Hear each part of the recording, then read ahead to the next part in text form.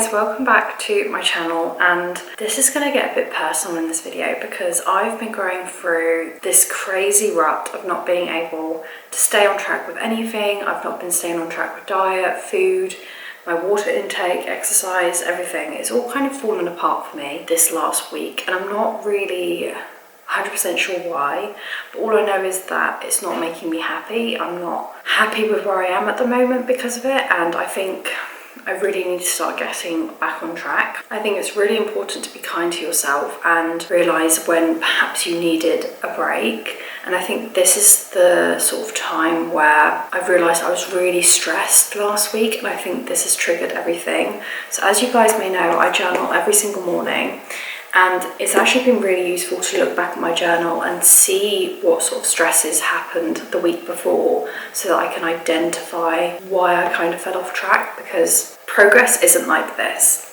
It's constantly up and down, and unfortunately this is just one of those times where it's going down. I know I'm going to come back up, so it's okay. I'm trying to think positive and look towards the future here. So I'm getting completely back on track with everything because I've been in a really low mood because I've not been on track. So I've just made my breakfast, so I'm just sticking to my meal plan today. So this is just Marmite and peanut butter bagel.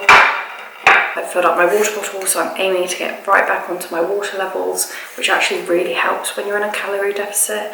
So I think one of the main things that made me fall off track was cravings and not having enough water, because I really feel like water does actually fill you up. I've just sat here, I've just done my morning journaling, and now I'm ready for the day. So a couple of things that have changed in terms of my plan is that now I'm trying to incorporate a step goal, just because I feel like if I don't actually have an objective measurement in mind, then I just tend to stay at home and be quite lazy. I know I've said before with my hip dysplasia that I don't usually incorporate a step goal. However, I think I'm going to see how it goes. My step goal is going to be really low. It's going to be 6,000 steps, and I'm only going to aim for that about 6 days out of the 7 of the week, so I at least get 1 day of rest. And I'm just going to see how it goes, and if I'm in pain, then I'm obviously going to stop walking, and if I'm not in pain, then I can carry on. So fingers crossed that all goes okay. I'm going to try and hit my step goal today. It is currently a deload week for me, so that means that I'm going to be doing a lot of stretches rather than any workouts. So yeah, I hope that if you've also fallen off of track and you need some advice, that this video helps you, and we're going to get through this together, hopefully get back on track. But yeah, so that's just an update from me. As I said, I've been working a lot, so I feel like that is a main stressor for me. And also with my calorie deficit, I feel like I wasn't really going where I wanted to go, and I think I was a bit harsh on myself because I was taking my readings and I was thinking, even though my body fat's going down, my muscle mass is staying the same, the weight has increased, and I feel like that was quite tough for me to acknowledge that all of the hard work that I've been putting in hadn't really gone anywhere, which isn't necessarily true. It just means that maybe your body is holding more water and you're in water retention. There are so many different factors. So I feel like it's really important to identify when something upsets you and actually just take some time out to think about it. And yeah, I'm going to show you my stretch routine. I'm going to take you through a little shot because I need a couple of bits for my meal plan for the end of the week, and I'm going to take you through my daily walk. And yeah, so it's going to be a good video, and I hope you guys enjoy it.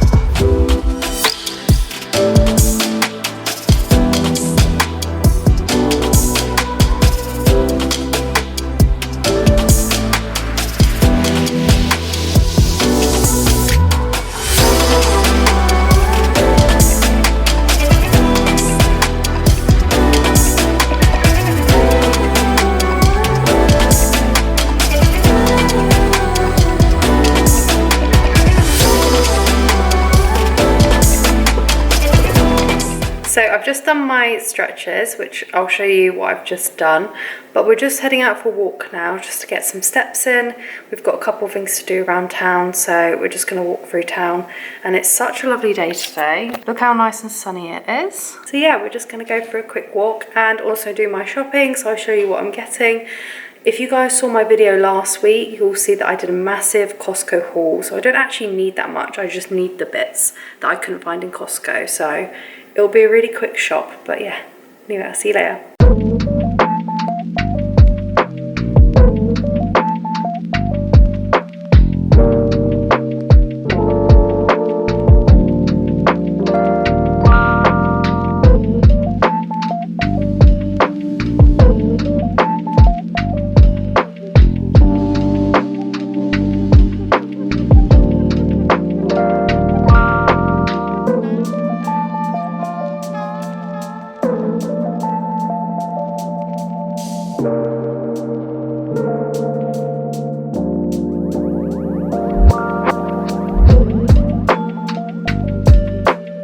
So it's nearly evening time now and I've had a really good day. This has been really good for me because I feel so much happier than I was this morning.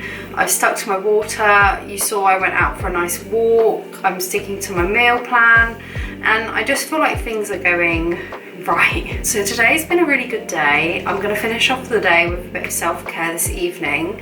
So I'm going to do a face mask. The mask that I'm going to use is the Ordinary's AHA's and BHA's peeling solution. I like to do this once a week.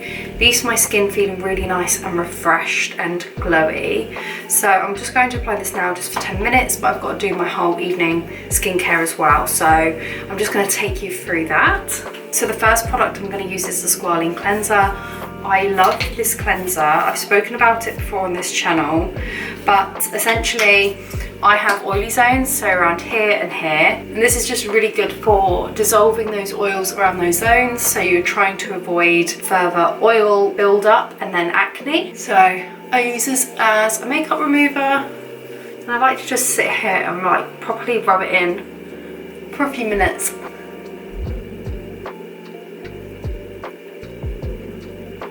There we go. And then I just take off the rest of my mascara with my micellar water because this is a waterproof mascara, and the cleanser, even though it's really good at dissolving makeup, for some reason it just doesn't go well with waterproof makeup. So I have to just remove it with micellar water instead. And now that I've removed all my makeup, this is when I would go in with the peeling mask. So with this mask, I find it so much easier to just pipette it on straight onto my face, because you do need quite a lot of this mask to totally cover your face. So I'll show you the amount that I usually put on. It's kind of that kind of amount. So you do need a fair bit. Honestly, this has given me such good skin doing this just once a week. And I put it on for about 10 minutes, not too long. Just making sure every area of my skin is covered. So I actually leave it on for 8 minutes, sorry, not 10, because you're meant to wear it for 10 minutes, but for me, my skin is quite sensitive and I can feel some stinging when I put this on, which is okay, but if it's like unbearable pain, you're meant to take it off. So 8 minutes for me is the maximum that I usually put this on. So I'm gonna let this soak in and then I'm gonna come back in 8 minutes. So face mask is now complete. My skin is feeling nice and tight, so I'm gonna take it off now and then do my regular skincare that I would usually do. Okay, so that is the face mask washed off, and I feel like my skin is nice and tight now, which is really nice. So I apply 3 serums in the evening. First I go in with caffeine solution. This is to prevent dark circles under the eyes. It's worked really well for me. Then I go in with retinol just to prevent any fine lines and aging. And then finally, hyaluronic acid. This gives my skin a really nice glowy look, especially in the evenings. So I'm gonna put these 3 serums on now, starting off with the caffeine. Then going in with the retinol because it's slightly more oily than the hyaluronic acid. So by going in with it first, the hyaluronic acid is going to really cement it into the skin.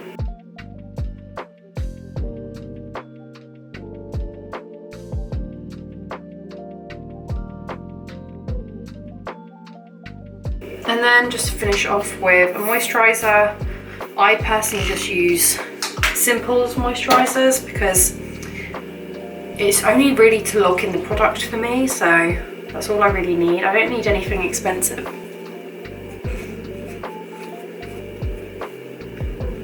And there we go, that is my skincare routine for the evening. So yeah, I just feel like my skin is really nice and glowy. I was even neglecting my morning and evening routines lately, especially skincare, because I felt so tired and exhausted in the evening, especially coming back from work. But I realised it's so important to look after yourself and do things that make you feel better about yourself, and this is one of those things that definitely improves my mood. So I'm definitely going to try to be more consistent and really look after my skin and my body. So yeah, I'm just going to take this off. So that is the end of this video today. I hope you've enjoyed it. I hope it's motivated you to get back into a routine, or just start off with small steps if you're really struggling, because I think when you're trying to get yourself out of a rut, it's just focusing on one day at a time and really going, no, I'm going to achieve everything today. Don't worry about tomorrow, don't worry about the rest of the week. Let's just focus on what I need to do today. And that really helps me when I'm worried about the future. I'm worried about whether I'm going to be able to achieve everything that I want to. So that is probably like my biggest tip and advice, is to just take one day at a time and see where you get to. And if you fall off, it's okay, we all do it. Like, I feel like we don't talk about these things enough on YouTube or the internet. So I think it's really important for me to show you one of the times in my life where I'm not actually that productive and I'm not that motivated to do things, and if I can get back on track, then so can you. So I hope you've enjoyed this video, and I'll see you next week for another video. Please don't forget to like and subscribe down below. I really appreciate it if you do, and I'll see you all later.